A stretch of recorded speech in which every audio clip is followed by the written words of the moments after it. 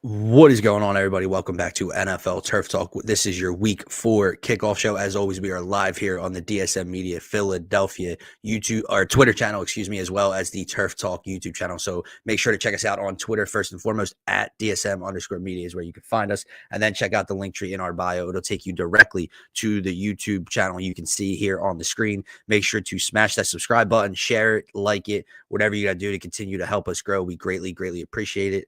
I'm one half of your host, Dylan Davis. To my right, my faithful co-host, Scotty. My man, we got some action going on in Dublin right now between the Steelers and the Vikings. Carson Wentz, 7 for 7. I'm just saying, 7 for 7, 71 yards early on in the game. J.J. McCarthy standing there in street clothes. We'll get into a little bit of that. We got 2 Monday Night Football games this week, which is incredibly weird. I meant to bring this up to you weeks ago. Like every other week, there's a doubleheader on Monday night.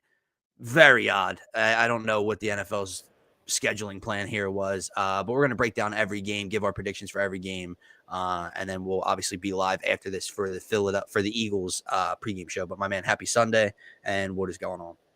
Yeah, not much, man. Well, a lot actually, I guess you could say, with the game going on right now. I shouldn't say not much. Not much. No, I'm excited for this week's slate. I agree with you on the Monday Night Football double headers. It's kind of corny, man. It's enough to focus on one game on national television on Monday night, and half the time like they overlap and shit, so it's like it doesn't even work out as like a true doubleheader. It's not like the NBA right. It starts right after the other, so right. That's what makes it super late. Like week 2, it worked because you had the 10 p.m. game. It was like the 7 and then 10 or whatever. Layering games. Yeah, like that's not a doubleheader. That's a layer of games. So Monday night. And on top of that, I mean, I guess when you start the season, these matchups could have been good, but this is bad football, brother. This is not going to be an exciting Monday night. No. So, I don't know. Overall, the Monday night slate isn't looking lovely, but I'm sure we'll find something in it.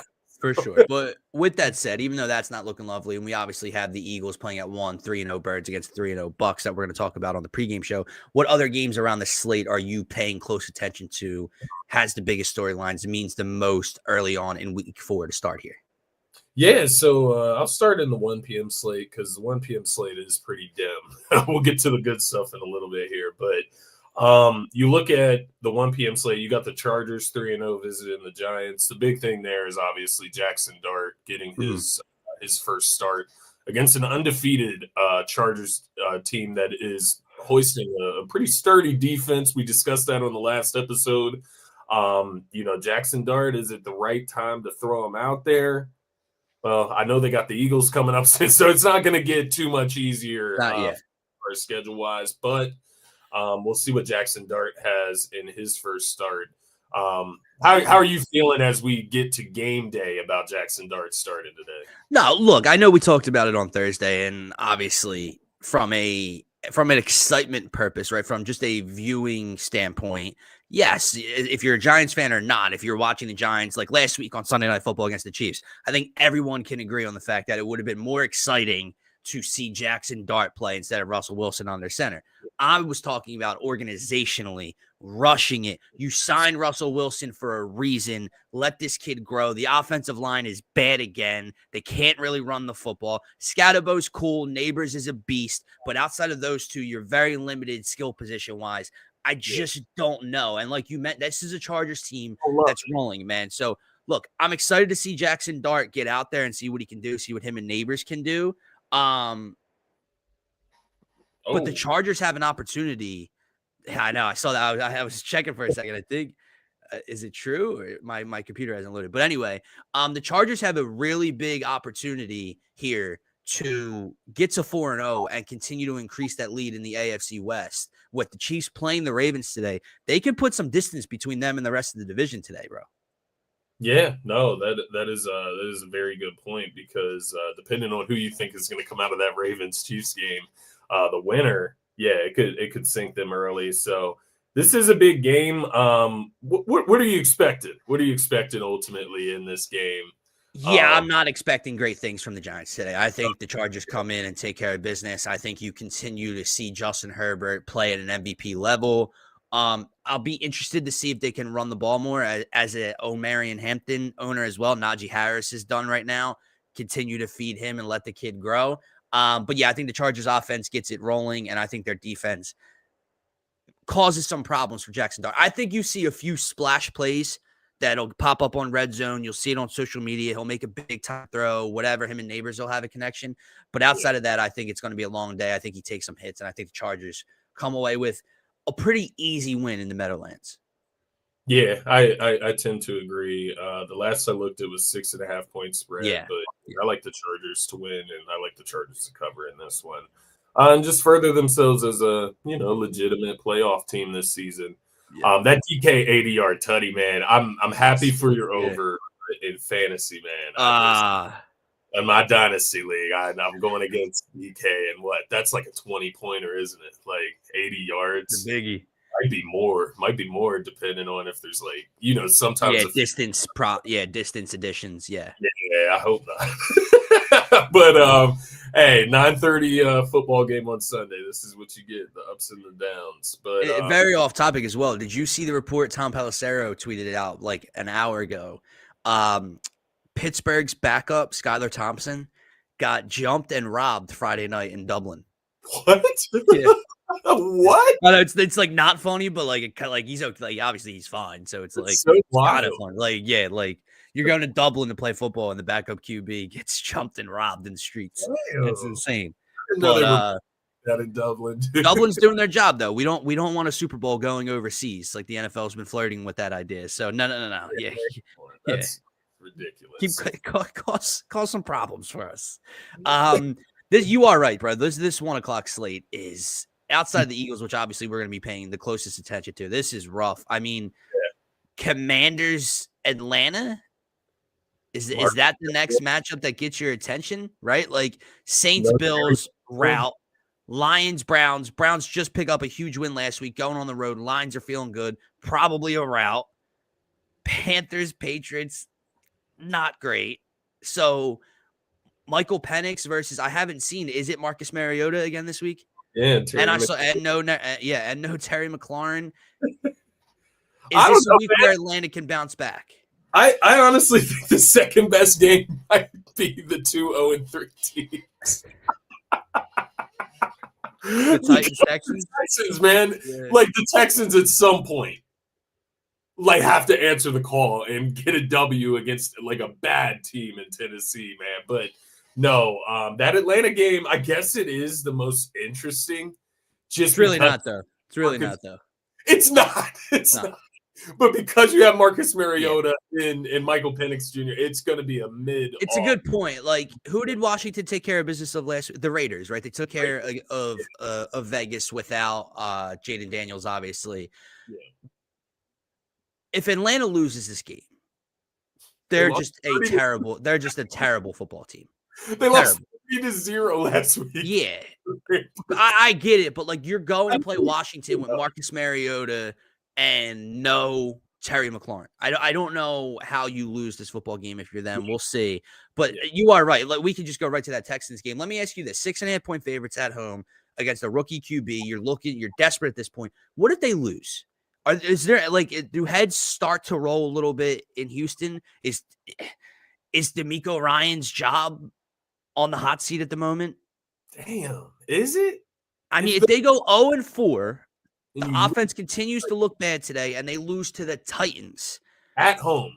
Yeah, your season's over. You lose today, the season is officially over for Houston if it's not already.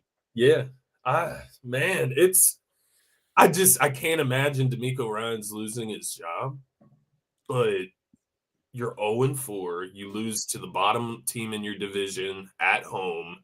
And the Colts, who maybe you thought the Colts were going to be all right. Maybe you thought the Colts would have a chance at the playoffs. Right. I don't know if anybody saw them starting like 3-0 and winning the way they are, and Daniel Jones playing the way he is. So when you look at Houston right now, man, this is like a last chance. This is like a last. And even saying that, we know what it means when teams go 0-3 as far as like making the playoffs. Right. Mathematically, it's like under 15% chance, under 20% chance of them making the postseason. Yeah. So yeah, this is a beyond must win for the Houston Texans, man. Do you think they win today? They have to. Yeah, I think that they could literally win this game 10-9 or 10-6. Like, I think their defense gives Cam Ward problems. Again, I think it's kind of similar to the Jackson Dart game. I think you're going to see more big plays from Cam Ward. I think you'll see some of the splash throws. What was it, last week or 2 weeks ago, when he ran across the field and then threw it across body to the middle of the end zone for a touchdown. I think you'll see some highlight plays, but all in all, I think the Texans defense just causes problems for him. Tennessee probably turns the ball over today. The question is going to be, can CJ Stroud protect the football and just make a couple of throws, man? That's it. Like, just get Nico Collins the ball. Christian Kirk, I believe, is playing for the second straight week. So that offense has to put something together today. So I do. I think they win. Yeah, I agree with you ultimately. I think that, both teams backs on the wall 0-3. Yeah. But if you're Tennessee, regardless if you want to admit it in the building or not, you're not a serious team. You had the number 1 overall pick for a reason this past year. You're letting your rookie QB go out there and just kind of learn very early on. You're not a team that's looking to make a postseason run or anything. So we'll see. 6.5 is an interesting number. Like, if you altered it to 7, would you take Tennessee? I'm not, by the way. I'm not putting my money on it. I'm just saying. No, because as soon as you do it, Texans will come out and, have an offensive showcase. But, yeah, that line, I wouldn't go either way with it. Yeah, I agree. Let's look at the 4 p.m. slate, because that's where all the meat is. And I think all these games are interesting in itself, right? Like the Jags-Niners, you get the sense that it could be boring, right? Bears-Raiders, 2 not so good teams, but you could see some excitement in that one. But the other two have pretty big early on playoff implications, specifically the Ravens-Chiefs. One of those 2 teams, one of the 2 favorites in the AFC, 2 Super Bowl favorites, Lamar Mahomes, is going to start 1-3. Yeah. No, which team needs this more to you?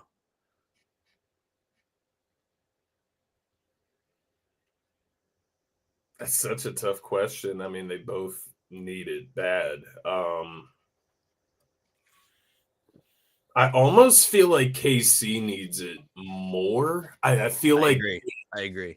Need it more from a confidence standpoint, probably for themselves, I imagine, but definitely for an outside opinion. I think they have sunken, even with the W against the Giants. It just did not look good at all.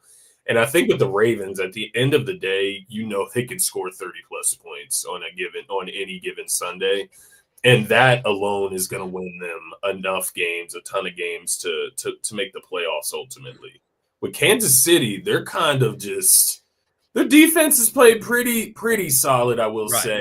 Mahomes has played pretty solid, but everything else has been And I don't think they're moving anybody right now, but a win against the Baltimore Ravens in a situation where Baltimore Ravens backs on the wall, Chiefs backs on the wall, that would kind of reinstate that confidence and that little bit of aura that they have left from the back-to-back championship. Correct. And kind of remind people. But I think it's alarming that you see Baltimore visiting Kansas City, and Baltimore is the 2.5-point favorite after they blow games against Detroit and Buffalo. Buffalo and at home. Yeah. Look, I agree with you. This game is huge for both teams. Obviously, neither team wants to start 1-3. But it is Kansas City for a few reasons, right? If you're Baltimore, if you don't want to start 1-3, obviously Pittsburgh's winning right now. If they win, they would be 3-1, right? But you look at those divisions, you look at what the Chargers are doing in the AFC West compared to how Pittsburgh looks, even though they're winning games right now. The Ravens still had the better shot at winning the AFC North than the Chiefs would with a loss in the AFC West. Now you're talking about Kansas City not getting home field in the playoffs, right? Being a wild card team. Then that's if they even get there. Because if they lose this game, bro, you mentioned like that aura from the back-to-back Super Bowls to 3, the going to 3 in a row. They're not the same team. Like there's no switch to be flipped at this point. They start 1-3. They lose in Arrowhead again, go 0-2 at home, lose to the Ravens.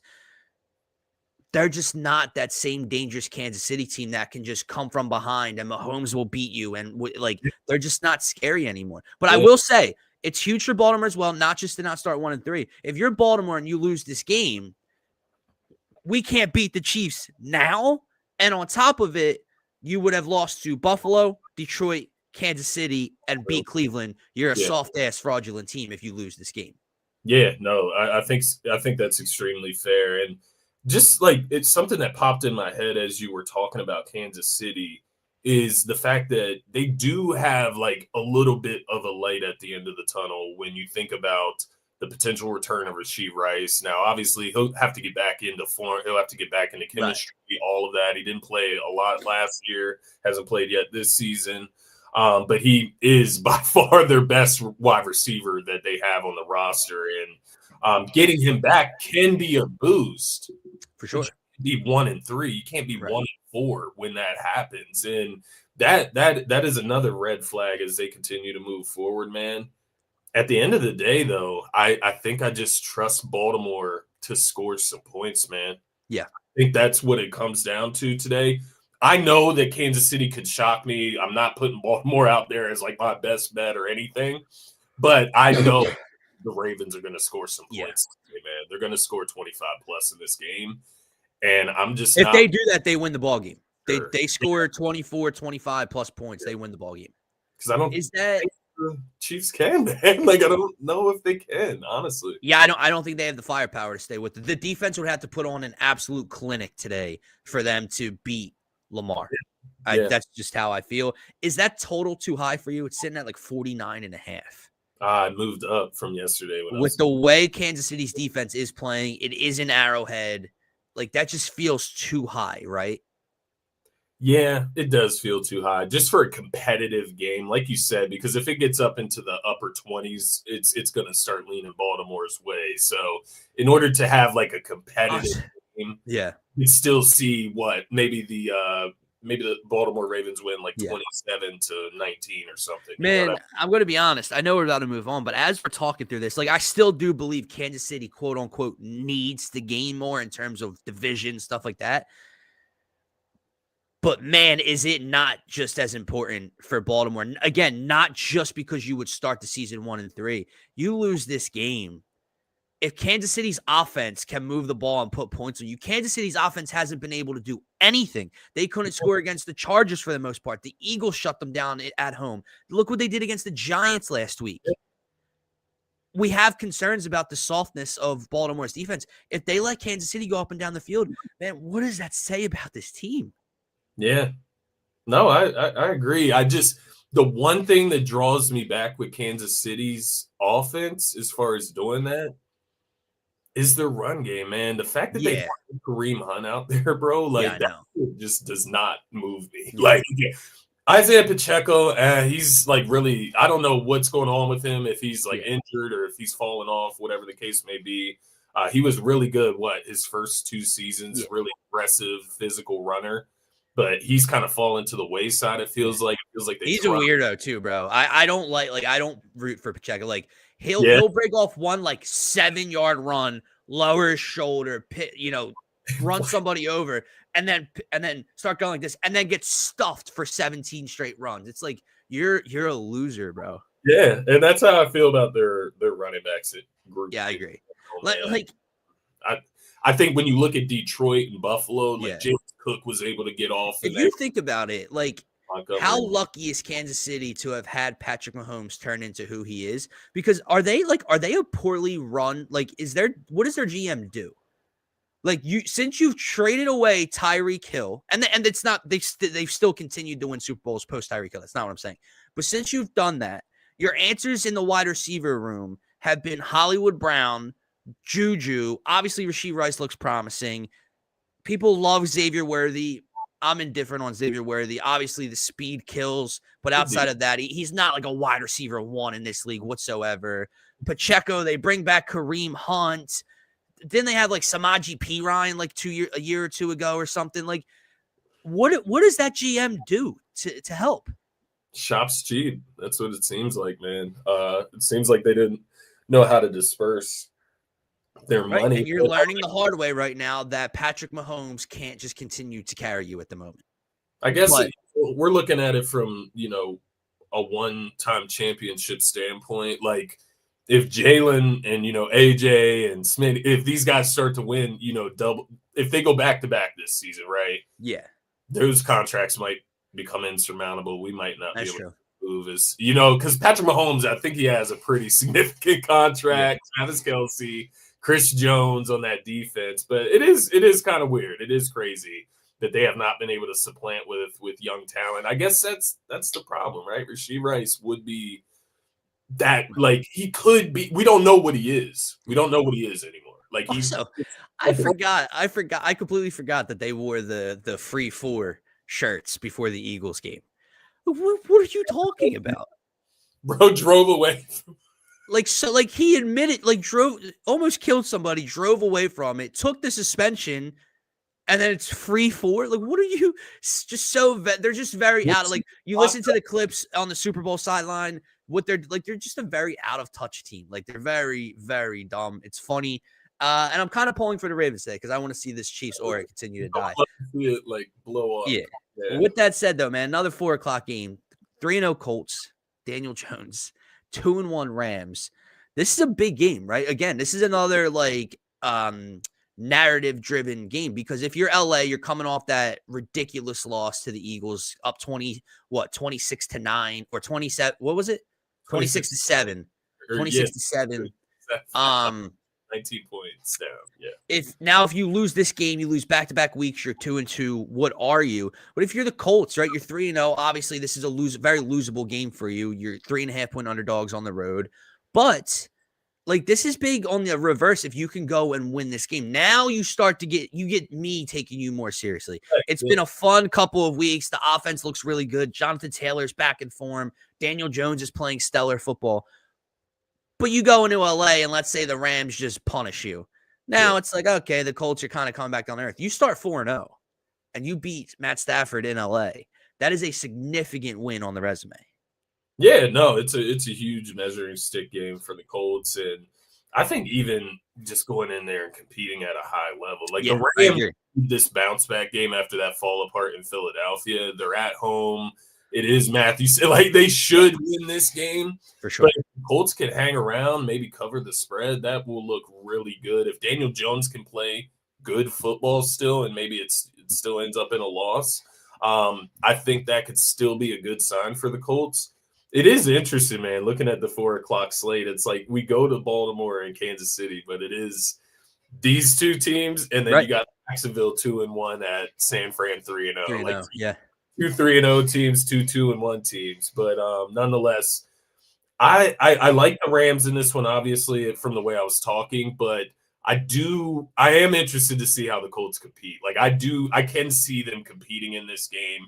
I think the Rams are good, but they're still not a finished product. We saw that last weekend by not being able to finish that game out. Right. As good as they are, you have to close out a game when you're up 19 in the second half. Yeah. Like, that's ridiculous. So I do think this is going to be close if the Colts are a real playoff contender. I agree. So it's another total that's interesting because obviously what we've seen the Rams offense do, what we've seen Indianapolis's offense do, it makes sense to set a total that high. But like we discussed kind of last week, like this is a young, good Rams defense. We've seen the Colts turn people over and be stout. It's weird. I like you could get like a 30-27 game. I think you could also get like a 24-21 type of game in this one. So I don't know how I feel about that, but give me the Rams in this one. I think the Colts could hang around, but I'll take LA to win this one. Sunday Night Football, man, before we get into the 2-minute drill. Packers, Cowboys, Micah Parsons returns. This is a bad time for Dallas to catch this Green Bay team. If Green Bay took care of business last week against the Browns, this game could be a little bit more intriguing. Yeah. No CeeDee Lamb, the Micah return, and the Packers had a letdown spot. Bro, Matt LaFleur is going to absolutely torch this defense. Micah is going to wreak havoc in this one. Green Bay might win this game by 3 scores. Yeah, I do like Green Bay in this one, obviously. Just the way Dallas's defense has looked the last 2 weeks. It's looked like it could be potentially the worst defense in the NFL. And Dak, I mean, he put up what, close to or above 300 passing yards last week Last with week. 13 points. It was just like such a typical Cowboys performance against the Chicago Bears last week. You come back home, you bring Green Bay in. It should be exciting, right, Jerry? Get them all riled up in there in Jerry world. But no, I think the Green Bay Packers are going to come in, play smash mouth football. I think Jordan Love specifically is going to have a bounce back game. I do like his passing props.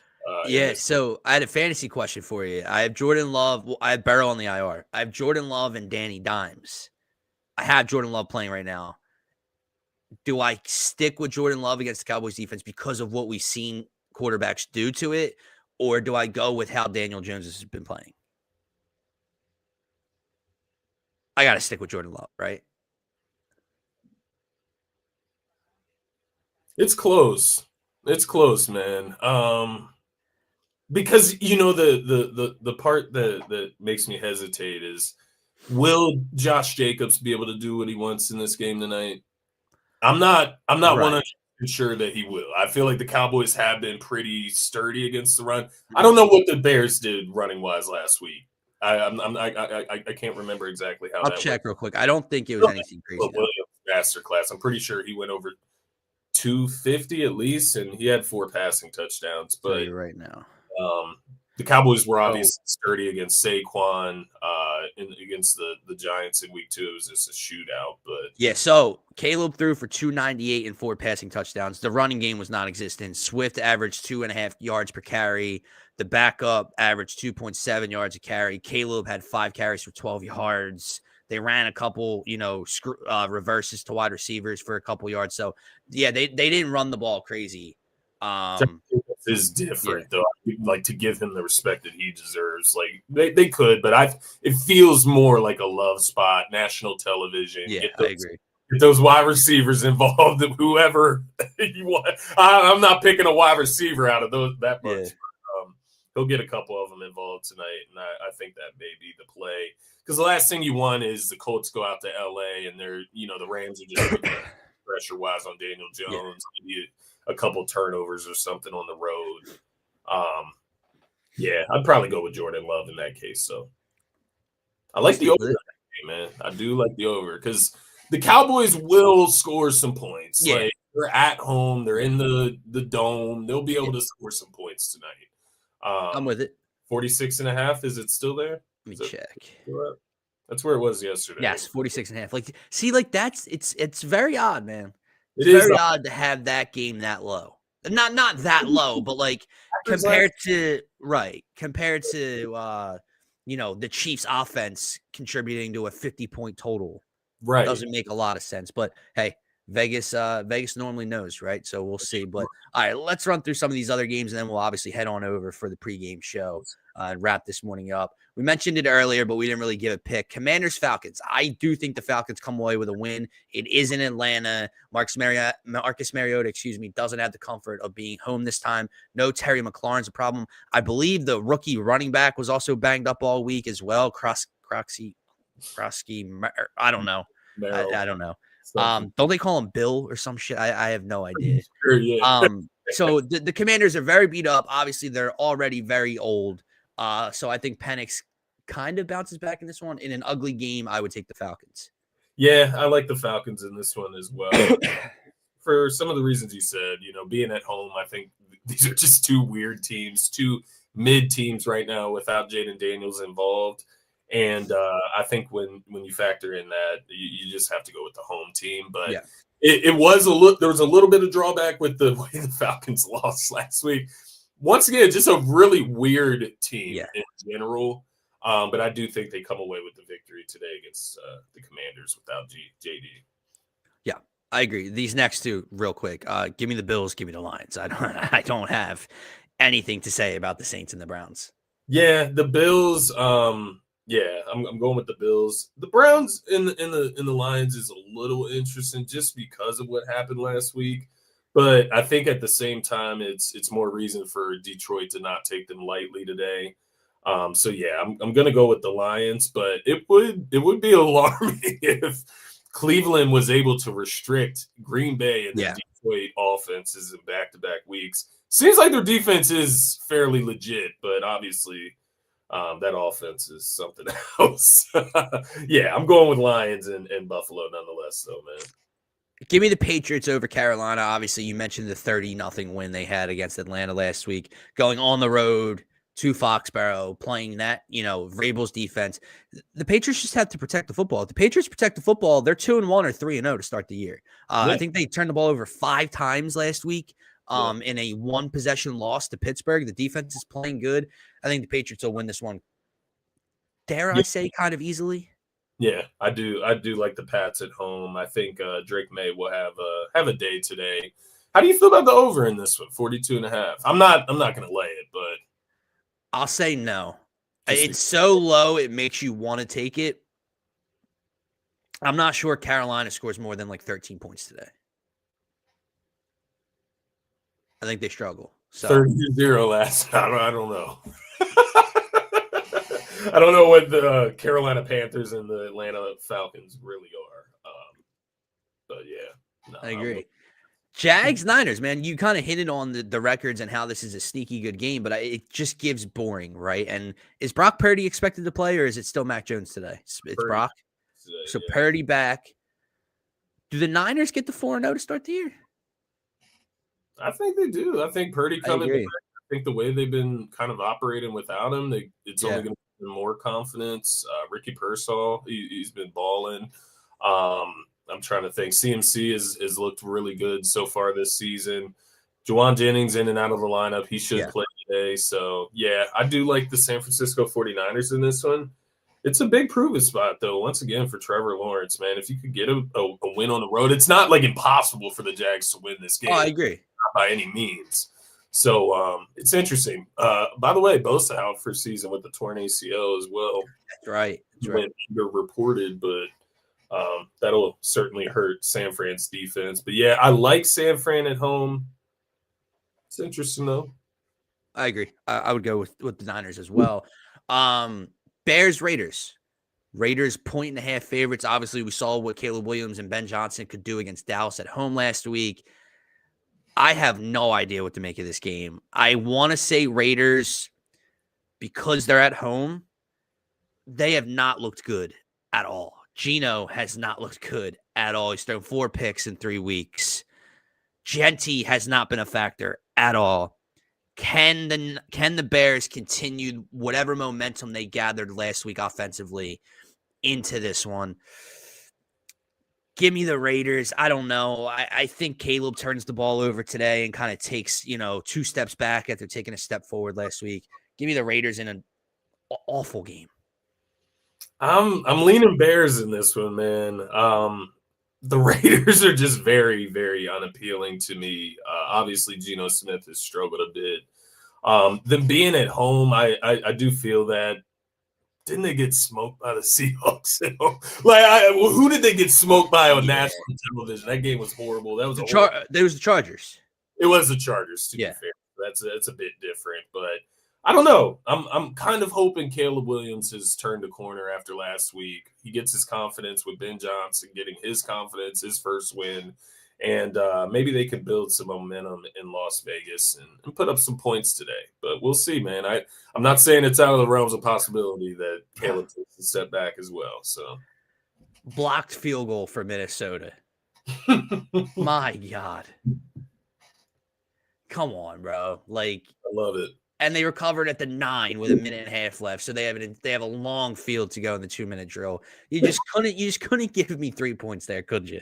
I didn't mean to cut you off. But yeah, it's a very weird game. You are right in a sense. I forgot that the Raiders got bounced out of Washington and a backup quarterback last week. 41 points to Marcus Mariota is awful. So, yeah, I don't know if they can slow down the Bears offense today. It's an awful game. I'm not entirely sure where to go. He's been cooking this season so far, man. Who was that? Rome Odunze. Oh, yeah. Speaking of awful football games, Monday Night Football doubleheader, 7:15. 0-3 Jets, 0-3 Dolphins. Dolphins are 2.5 point favorites in this one. Justin Fields will play.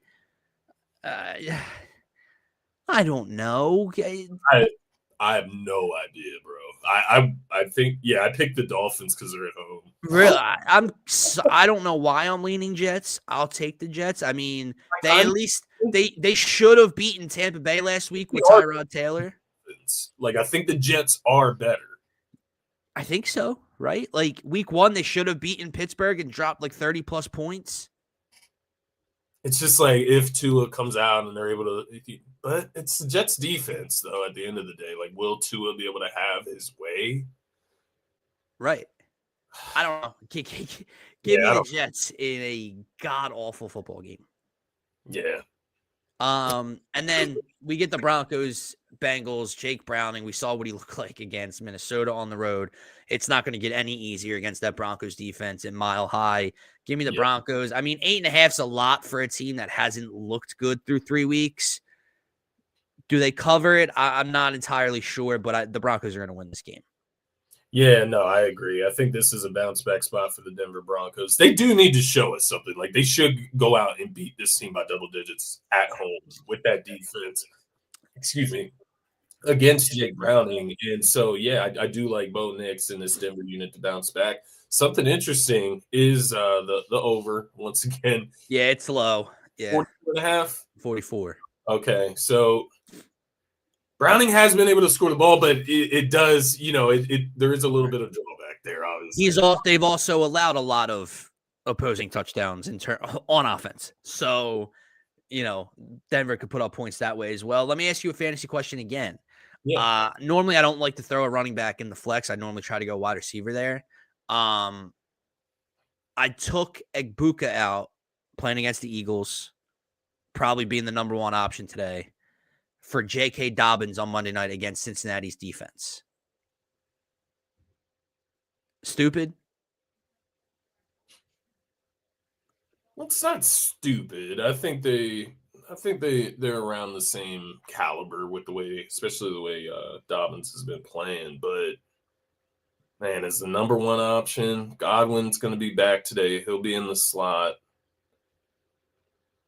It's like will Q follow around today? That's probably not. Probably not, right? Keely Rango on it sometimes. Like let me pull up my lineup for you. What's this like with J.K. Dobbins and like R.J. Harvey? Like I think Dobbins has gotten most of the work. I know he popped off one of these last 2 weeks. I mean, look, he's been good. He's been efficient, but he is not touching the ball a lot. Since week 1, he's had 16 carries, 14 carries, 11 carries.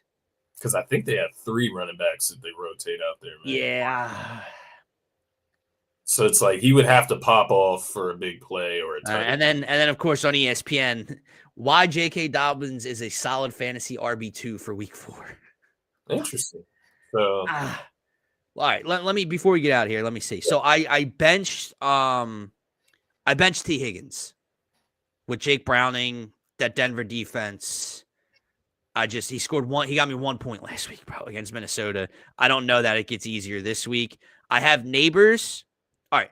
I have Derrick Henry and Omarion Hampton are my starters. Hampton's going to be the clear one. I don't want to take him out, but he is playing Kansas City's defense. So I could technically keep Egbuka in and put Dobbins in over Hampton.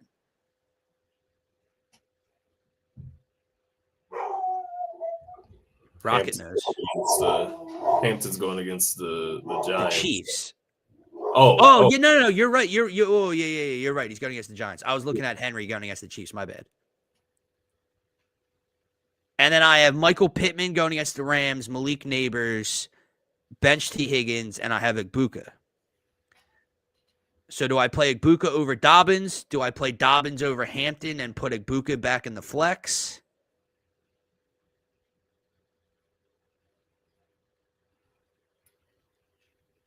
Trying to think like Dobbins or Hampton. I feel like Egbuka, it's just like, you want to sit him because he's playing the Birds, but I mean, I'll tell you this. Hampton had 19 carries and 6 receptions on 7 targets last week. He touched the ball 25 times. Yeah, and I feel like it's only going to get better. He's a rookie, so and he'll probably, I think he's going to get touches today, man, against the Giants. You're gonna try. You're not gonna have Herbert out there just going Superman flow. Like you're Right. a more conservative game, I would imagine. So yeah, I would probably stick with Hampton in that case. I'm not sitting Henry. Yeah, no. Dobbins or Egbuka. Maybe just go with Dobbins just so you don't have to root. Exactly. Like it's close enough that I would just go with that. Yeah. Just be annoying. The Bucks scored 2 touchdowns today, and they're both to Egbuka. So, like, right. You know what I mean? It's one of those things, but, what are the odds that happens? I agree. All right. That's fine. That's fine. You won't lose either way. Yeah. See if Minnesota can get some points here as the half starts to come to a close in Dublin. Guys, that is going to bring the show to a close. I see a bunch of people watching. I don't see a lot of people watching on the YouTube. So if you are watching on Twitter, make sure to do us a favor. Check out the link tree in the bio on our page and go directly to the NFL Turf Talk YouTube channel. Make sure to hit that subscribe button. It's the best and only spot to get your thoughts, comments, and questions pulled up. Come hang out with us on the DSM Philly YouTube channel in a little while, a couple minutes while we get ready for this Eagles-Bucks 3-0 versus 3-0 matchup, breaking down the game, predictions, best bets, keys to victory, all that fun stuff. For myself, for Scotty, for DSM Media, have a great rest of your Sunday. Peace, everybody. Enjoy week 4.